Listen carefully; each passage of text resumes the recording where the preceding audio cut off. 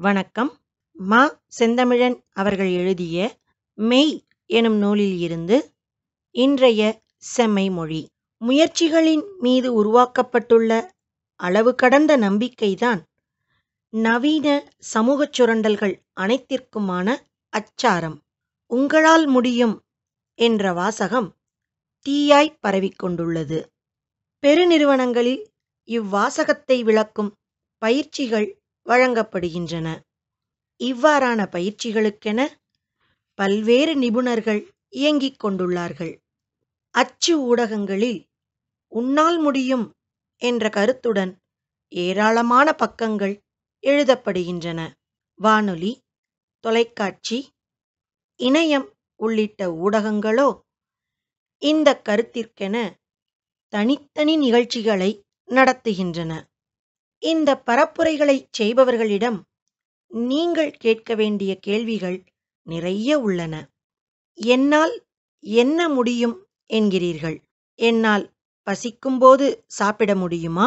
இரவுகளில் உறங்கவோ என் துணையுடன் இன்புற்றிருக்கவோ முடியுமா? மருத்துவம் இல்லாத வாழ்க்கையை வாழ முடியுமா?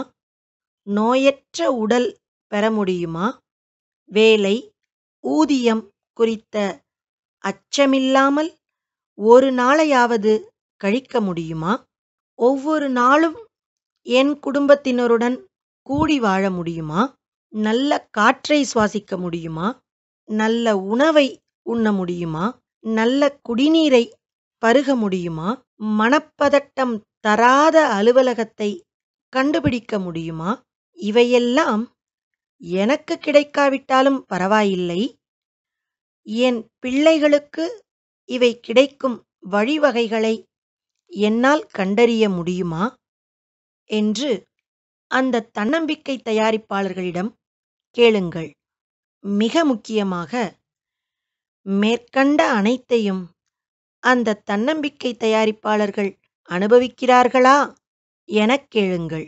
மலம் கழிப்பதற்கு கூட போதுமான அவகாசம் இல்லாத வாழ்க்கை முறையை வாழும் மக்கள் பெருகிப்போன இந்த சமூகத்தில் உன்னால் முடியும் என்ற பரப்புரையை சந்திக்கும் போதெல்லாம் அருவருப்பே மிஞ்சுகிறது. தொழில் நிறுவனங்களுக்கும் கடன் நிறுவனங்களுக்கும் அடிமை சேவகம் செய்வதற்கு எங்கெல்லாம் திறமையான ஆட்கள் தேவையோ அங்கெல்லாம் இந்த முயற்சி வணிகர்கள் பணியாற்றுவார்கள். நன்றி.